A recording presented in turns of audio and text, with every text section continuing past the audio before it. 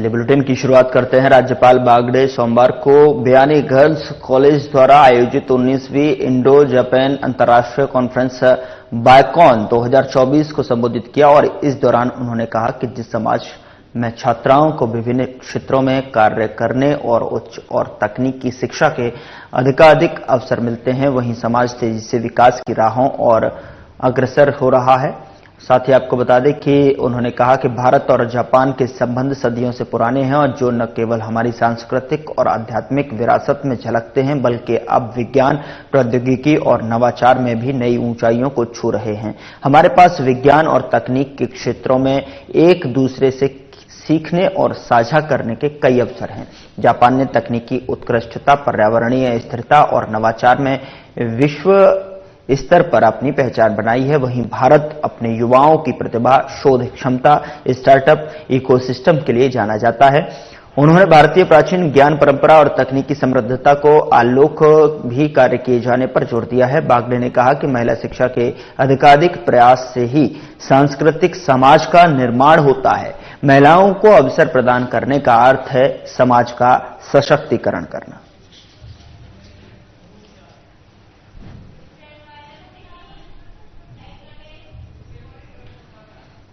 उधर मुख्यमंत्री भजनलाल शर्मा ने मुख्यमंत्री निवास पर जन कल्याण को समर्पित एक वर्ष विषय पुस्तिका का विमोचन किया और पुस्तिका में बीकानेर यानी कि पश्चिम विधायक जेठानंद व्यास द्वारा पिछले एक वर्ष में किए गए प्रमुख कार्यों, उपलब्धियों और कार्यकालों का कार्यक्रमों का संकलन किया गया है। और विधायक व्यास ने बताया कि मुख्यमंत्री भजनलाल शर्मा ने इसकी सराहना की और कहा कि प्रदेश सरकार जन कल्याण और सर्वांगीण विकास के ध्येय को ध्यान रखते हुए कार्य कर रही है। आमजन के विश्वास पर खरा उतरना सरकार की सर्वोच्च प्राथमिकता है। उन्होंने कहा कि इस अवधि में बीकानेर में भी रोजगार मेले जैसे महत्वपूर्ण कार्य हुए हैं, जो कि आमजन के लिए लाभदायक साबित हो।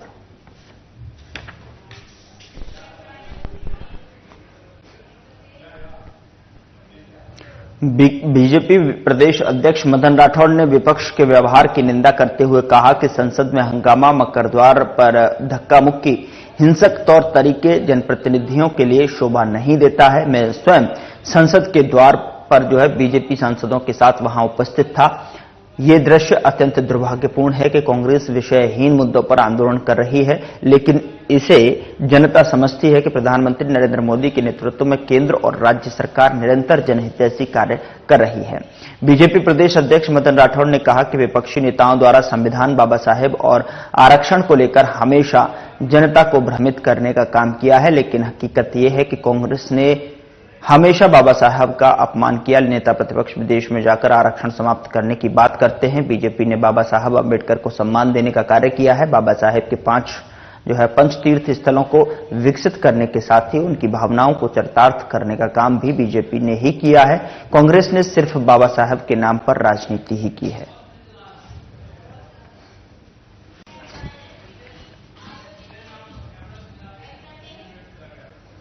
सामाजिक न्याय और अधिकारिता मंत्रालय द्वारा केंद्र प्रवर्तित योजनाओं की समीक्षा के लिए राजस्थान लोक प्रशासन संस्थान जयपुर में 5 राज्यों के साथ आयोजित समीक्षा बैठक का आयोजन किया गया, जिसमें मुख्य सचिव सुधांशु पंत ने सामाजिक न्याय और अधिकारिता विभाग द्वारा संचालित योजनाओं को लेकर चर्चा की। उन्होंने कहा कि योजनाओं से 1 करोड़ से अधिक लाभार्थी लाभान्वित हो रहे हैं।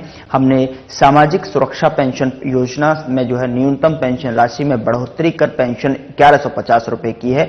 उन्होंने कहा कि लाभार्थियों का वार्षिक भौतिक सत्यापन अब ग्राम सभा पर किया जा रहा है, ताकि पात्र लोगों को योजनाओं का लाभ समय पर मिलता रहे। सिल्कोसिक्स योजना के तहत हमने आर्टिफिशियल इंटेलिजेंस का उपयोग किया है, जिसके लिए हमें ई गवर्नेंस के लिए केंद्र सरकार द्वारा पुरस्कृत भी किया गया है।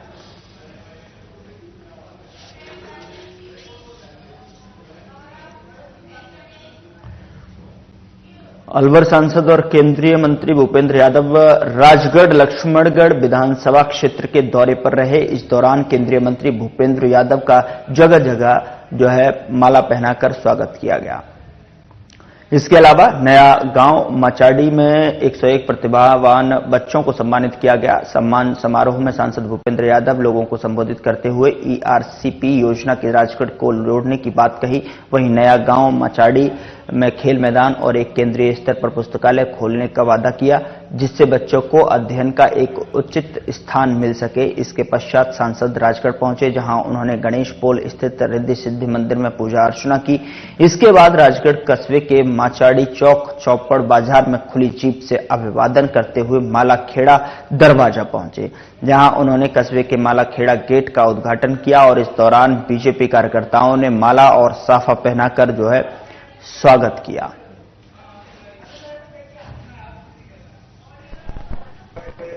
दिलाना चाहता हूं कि आप जितने पुराने हो उतने ही अच्छे बनोगे, इसका मैं आपको विश्वास दिलाता हूं। यहाँ के व्यापारियों ने भी हमारे सामने ये बात रखी है कि यहाँ के आसपास माइंस का जो कार्य है उस कार्य को पूरा कराया जाए। तो सर्वोच्च न्यायालय में सीईसी की रिपोर्ट आ गई है, उस काम को भी पूरा कराने का काम हम करेंगे। राजगढ़ के रेलवे स्टेशन को अमृत भारत योजना में लिया हुआ है, इस पर निरंतर विकास चल रहा है। ठहराव जरूर हम कैंसर में करा पाए, गोविंदगढ़ में करा पाए, रामगढ़ में करा पाए, थोड़ा राजगढ़ में पीछे रह गए हैं, लेकिन आपकी भरपाई करने का काम भी हम बहुत जल्दी करने का काम। मैं जब चुनाव में आया था तो मैं यहाँ के पुराने पुस्तकालय को देखा था, उसको भी आगे बढ़ाने का काम करेंगे। अभी कुछ ही दिनों बाद राजगढ़ की प्राकृतिक जो झरना है माचाड़ी मार्ग पे, उसको भी हम बहुत अच्छा पर्यटन स्थल के रूप में विकसित करने का काम करेंगे। कुछ और समस्याएं हैं, मैं मानता हूं कि इस साल तो हमारा भी चुनाव हुआ था, चुनाव के बाद फिर मैं उड़ीसा का चुनाव लड़के आया, उड़ीसा के बाद महाराष्ट्र का चुनाव लड़के आया, तो मैं 3 चुनाव लड़ता रहा। लेकिन 2025 का साल इसलिए अच्छा है कि बिहार का चुनाव अक्टूबर में है, तो समय खूब है, बीच में राजगढ़ आएंगे, आपके साथ बैठ करके आपके विषयों को पूरा करने का काम करेंगे। मौसम बारिश का हो रहा है, इसमें संजय जी भी नहीं बोले, बाकी लोग भी नहीं बोले, मैं उनकी तरफ से नहीं बोले, मैं उनकी तरफ से आप सबको हृदय से धन्यवाद देता हूं। और आपको जो इतनी बड़ी संख्या में मैंने उपस्थित देखा, सच में मुझे इतना विश्वास नहीं था कि रात्रि को इतनी बड़ी संख्या में विशेष रूप से हमारी बहनें यहाँ पर उपस्थित हैं। आपका ये प्रेम और आपकी ताकत देख करके मेरे पास धन्यवाद देने के अलावा कोई शब्द नहीं है। मैं दोनों हाथ जोड़ के आपको प्रणाम करता हूं और ये विश्वास दिलाता हूं कि मैं एक सांसद के रूप में राजगढ़ के विकास की हर चीज में आपके साथ कदम से कदम मिला करके चलूंगा। उधर कांग्रेस नेता और पूर्व मंत्री प्रताप सिंह खाचरियावास ने समरावता गांव का दौरा कर गांव के लोगों से मुलाकात की। पूरे गांव में आज भी राज्य सरकार और पुलिस के जुल्म की दास्तान साफ दिखाई दे रही थी। खाचरियावास ने कहा कि राज्य की बीजेपी सरकार ने 2 मंत्रियों डॉक्टर खिरोड़ी लाल मीणा और गृह राज्य मंत्री जवाहर सिंह बेडम के जरिए गांव वालों को भरोसा दिया था कि जितना भी गांव में नुकसान हुआ है उसका मुआवजा दिया जाएगा और न्यायिक जांच कराई जाएगी। आज भी गांव के 50 से ज्यादा बच्चे निर्दलीय उम्मीदवार नरेश मीणा के साथ जेल में बंद हैं। खाचरियावास ने गांव के लोगों को भरोसा दिलाया कि हम सरकार के मुआवजे और न्याय के इंतजार में थे, लेकिन राज्य की बीजेपी सरकार ने बहुत बड़ा जुल्म गांव के लोगों पर किया है। हम लोग जहां भी अन्याय और जुल्म होगा वहां कांग्रेस पार्टी सरकार के विरुद्ध लोगों को न्याय दिलाने के लिए काम करेगी।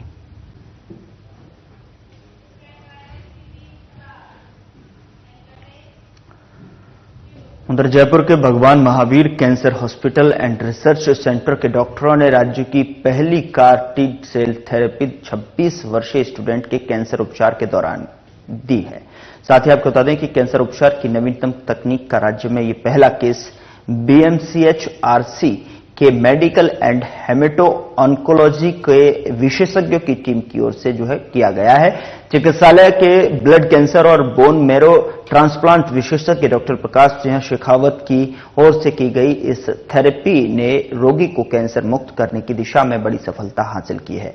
मेडिकल ऑन्कोलॉजी विभाग के निदेशक डॉक्टर अजय वापना ने बताया कि कार टी सेल थेरेपी देश की पहली घरेलू जीन थेरेपी है जिसे chimeric antigen receptor T cell therapy भी कहते हैं।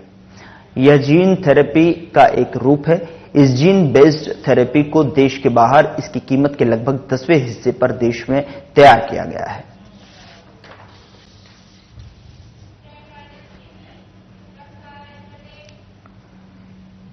हनुमानगढ़ जिले के पीलीबंगा थाना क्षेत्र में रविवार को रावतसर फाटक के पास में फायरिंग कर भागे 3 बदमाशों को ए श्रेणी की नाकाबंदी कर गोलूवाला थाना पुलिस की टीम ने मुठभेड़ के बाद अवैध हथियार और गाड़ी सहित गिरफ्तार कर लिया है। दरअसल बता दें कि इनके पास से जो है पुलिस ने एक लोडेड अवैध पिस्टल और 2 खाली मैगजीन जब्त की हैं और आपको बता दें कि 3 बदमाशों के विरुद्ध पूर्व में भी आपराधिक मुकदमे दर्ज हैं। एसपी अली ने बताया कि रविवार को एसएचओ पीलीबंगा ने जो है उन्हें सूचना दी कि पीलीबंगा मंडी मेन रोड रावतसर फाटक के पास में एक डस्टर गाड़ी में सवार 2-3 लड़के जो है फायर करके लोंगवाला अयालकी रोड की तरफ आ रहे हैं और इस पर उन्होंने तुरंत एसएचओ गोलूवाला को अयालकी के पास में इस 3D हथियारबंद नाकाबंदी के आदेश दिए और एसएचओ लाल बहादुर चंद्र और उनकी टीम द्वारा थाना क्षेत्र के अलग अलग स्थानों पर जो है हथियारबंद नाकाबंदी करवाई गई। अयालकी के पास हेड कांस्टेबल सुनील कुमार मय टीम के नाकाबंदी कर रहे थे और पीलीबंगा की तरफ से आ रही गाड़ी को रुकवाने का जो है प्रयास किया गया तो उसमें जो है सवार बदमाश नाकाबंदी तोड़कर गोलूवाला की तरफ जो है भाग निकले। आपको बता दें कि नाकाबंदी प्रभारी मय टीम ने बदमाशों का पीछा किया और इसी दौरान बदमाशों ने पुलिस पर फायरिंग की और साथ ही आपको बता दें कि पुलिस गाड़ी को टक्कर मार क्षतिग्रस्त करने का प्रयास किया गया। पुलिस ने हिम्मत का परिचय देते हुए लगातार बदमाशों का पीछा जारी रखा और बदमाशों को गिरफ्तार कर लिया।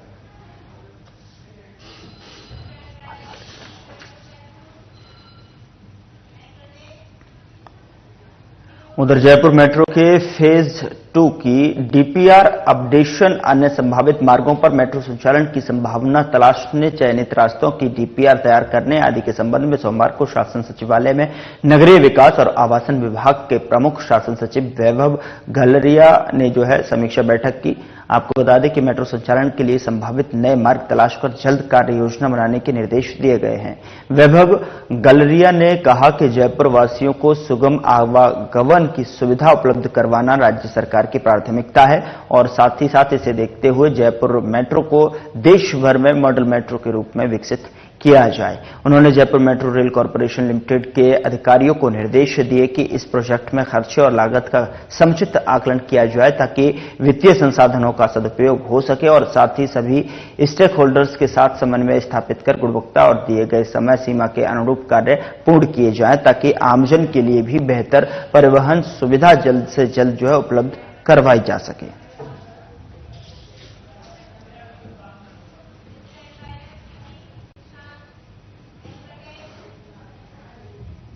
उधर किसान हितों की लड़ाई लड़ने के लिए अब किसान महापंचायत अपनी कमर कस चुकी है और इसको लेकर कल टोंक के कृषि मंडी में एक बड़ी किसान महापंचायत का आयोजन किया जाएगा। आयोजित होने वाली किसान महापंचायत की तैयारियों का जायजा लेने के लिए जो है किसान नेता खुद जो है वहां पर पहुंचे। साथ ही आपको बता दें कि जिस तरीके से जो है इसे देखते हुए वहां पर उन्होंने कृषि मंडी किसानों के साथ वार्ता की और इसके बाद प्रेस वार्ता को भी संबोधित किया। रामपाल जाट ने जानकारी देते हुए बताया कि किसान महापंचायत में किसान के राज के लिए अनुमोदन भी पास किया गया है। अनुमोदन पास करने के बाद 14 जनवरी तक जो है सोशल मीडिया तक एक कैंपेन भी चलाया जाएगा। इसके बाद राजस्थान में किसानों के हित के लिए लड़ाई लड़ने का आगाज करते हुए गांव बंद का आह्वान भी उन्होंने किया है। रामपाल जाट ने किसानों की दुर्दशा के लिए सरकारों को भी जिम्मेदार ठहराया है। जाट ने कहा कि सत्ता हासिल करने के पहले जो है सभी राजनीतिक दल जो है हितैषी दावे करते हैं लेकिन सत्ता में आते ही वादों को भूल जाते हैं। बाहर रहता है तब तक वो किसान हितों की बात करता है बढ़ चढ़कर।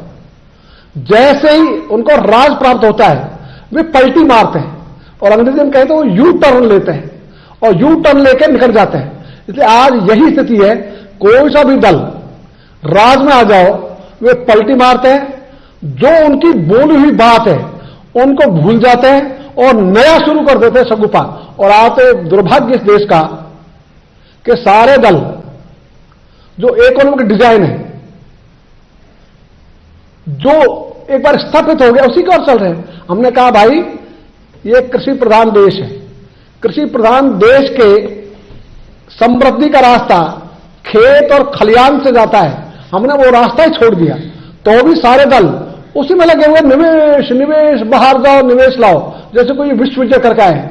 अरे निवेश, ध्यान रखो, जो भी निवेश करेगा अपने लाभ के लिए करेगा। हमारी एक सामान्य कहावत है, चिड़िया चुगने आती है, पूंछ कटाने नहीं। तो वो तो चुगने आ रहे बेचारे, उन चुगने आने वालों के भरोसे आप ये सोच रहे हो राजस्थान रिचार्ज हो जाएगा, रिसर्जेंट बन जाएगा, राजस्थान उन्नत बन जाएगा, चमकने लगेगा। ये सब कपोल कल्पनाएं हैं। इसलिए राजस्थान को यदि उन्नत होना है तो वो उसी दिन होगा जिस दिन किसानों की आय इतनी हो जाएगी कि वे अपने परिवार का पालन पोषण करने के साथ समाज को संबल दे सकेंगे, तभी राजस्थान उन्नत बनेगा। उसके बिना राजस्थान उन्नत बन नहीं सकता। इसलिए आज निवेश आधारित नीतियां, ये पूंजी आधारित नीतियां, इनके कारण से सामान्य व्यक्ति न सुखी हो सकता, न उन्नत हो सकता, न राजस्थान उन्नत हो सकता, न देश उन्नत हो सकता। 23 दिसंबर चौधरी चरण सिंह जी का जन्मदिन है। भारत सरकार ने इसे किसान दिवस घोषित किया है। यद्यपि भारत सरकार किसान दिवस के उपलक्ष्य में कोई कार्यक्रम आयोजित नहीं करती, ये किसानों की ओर से किसान कार्यक्रम आयोजित है।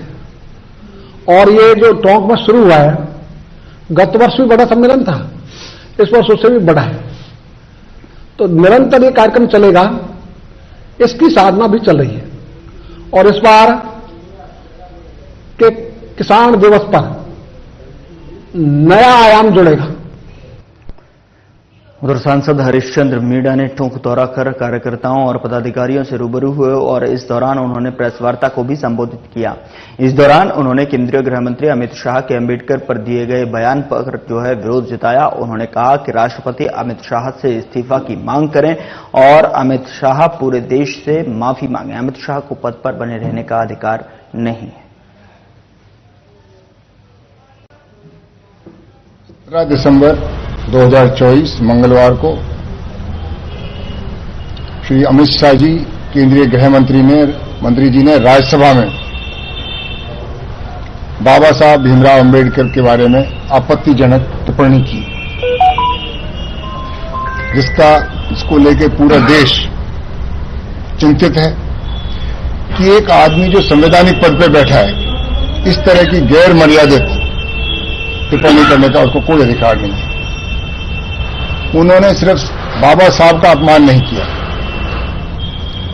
बाबा साहब द्वारा रचित हमारे संविधान का, उसका भी अपमान किया है। बाबा साहब के विचारों से सहमत होने वाले अनेक लोग, करोड़ों लोग देश में और विदेश में, वो भी आहत हुए हैं, उनकी भावनाओं को भी ठेस पहुंची है।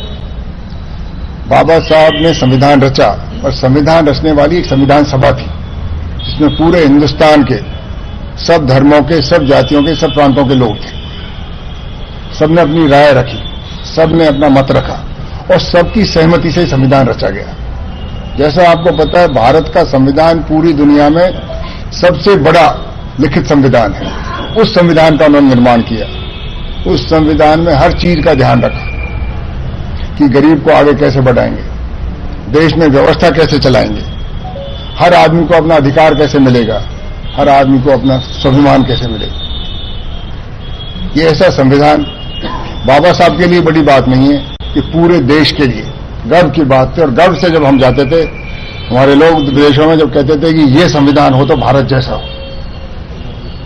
तो जो उन्होंने गैर मर्यादित जो टिप्पणी की, बिना पता नहीं क्या उनके मन में थी, इस संविधान ने दिया क्या, ऐसा क्या आपत्तिजनक है। इसमें हर आदमी को अपना सम्मान दिया है, उसको अधिकार दिया है, गरीब को गरीबी से मुक्ति पाने का अधिकार दिया है। उधर चौधरी चरण सिंह किसान विकास समिति परगना जिंदौली ने सोमवार को पूर्व प्रधानमंत्री और किसान नेता चौधरी चरण सिंह की 122वीं जयंती समारोह पूर्वक मनाई और सर्वप्रथम मुख्य अतिथि मुंडावर विधायक ललित यादव और कार्यकर्ता ने ततारपुर चौराहे पर स्थित चौधरी चरण सिंह की प्रतिमा पर माल्यार्पण कर उन्हें नमन किया। मुख्य अतिथि विधायक ललित यादव ने कहा कि चौधरी चरण सिंह सही मायनों में जो है किसान नेता थे। उन्होंने प्रधानमंत्री रहते हुए देश के किसानों के उत्थान को लेकर कई नीतियां बनाई। वे कहते थे कि जब तक देश के जो है गांव किसान मजदूर संपन्न नहीं होंगे तब तक सही मायनों में देश संपन्न नहीं हो पाएगा। इसके लिए सरकारों को ऐसी नीतियां बनानी होंगी जिससे ग्रामीणों के उनके गांव में ही रोजगार के समाधान जो है साधन और उपलब्ध कराए जा सके। चौधरी चरण सिंह ने प्रधानमंत्री रहते हुए ग्रामीण विकास मंत्रालय की स्थापना की और वित्त मंत्री रहते हुए पहली बार कृषि के बजट को 25,600 करोड़ रुपए रखा, जो उस समय उद्योग बजट से भी ज्यादा था। उन्होंने कृषि आधारित उद्योग धंधों को बढ़ावा दिए जाने और किसानों को उनकी फसल का उचित मूल्य दिलाने की मांग की।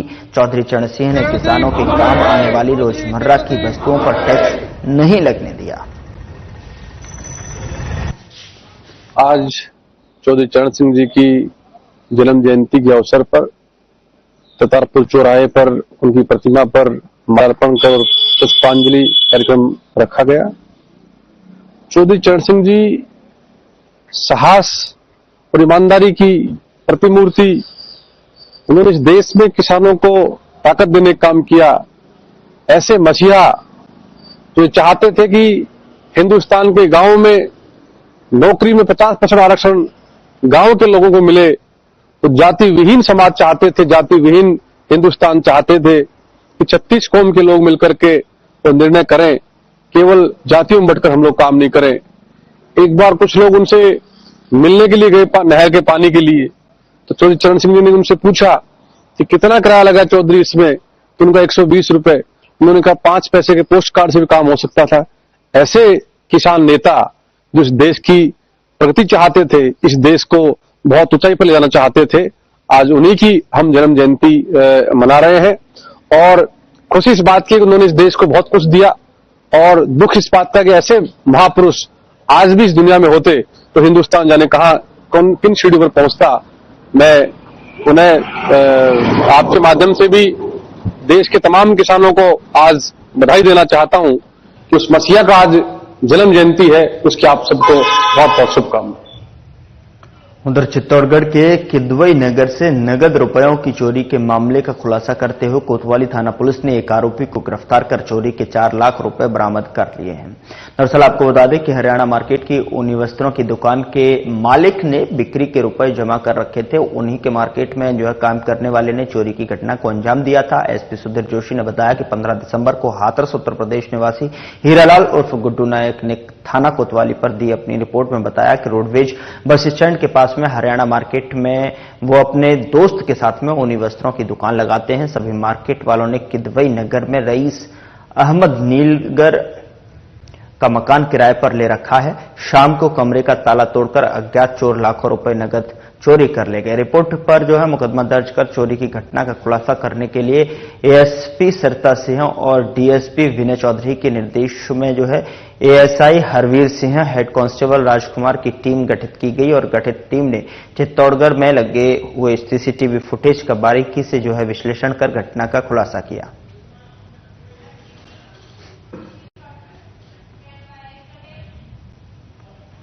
उधर उदयपुर जिले के बेकरिया थाना क्षेत्र में 10 महीने पहले एक महिला को अगवा कर वहां जो है दुष्कर्म करने के मामले में घटना के वक्त से फरार चल रहे आरोपी को पुलिस ने गिरफ्तार किया है। एसपी योगेश गोयल ने बताया कि 10 फरवरी को एक महिला ने थाने में रिपोर्ट दी कि 29 दिसंबर 2023 को वे घरेलू सामान लेने के लिए मालवा का चौरा आई थी, तभी उसे बाइक सवार ने अगवा कर लिया और दुष्कर्म की घटना को अंजाम दिया है। रिपोर्ट पर प्रकरण दर्ज कर अनुसंधान जो है प्रारंभ किया गया। एसपी गोयल द्वारा जघन्य अपराधों के मामले में फरार अभियुक्त की धरपकड़ के लिए चलाए जा रहे अभियान के तहत घटना के वक्त से फरार आरोपी विक्रम गरासिया को डिटेन कर पूछताछ के बाद गिरफ्तार कर लिया है।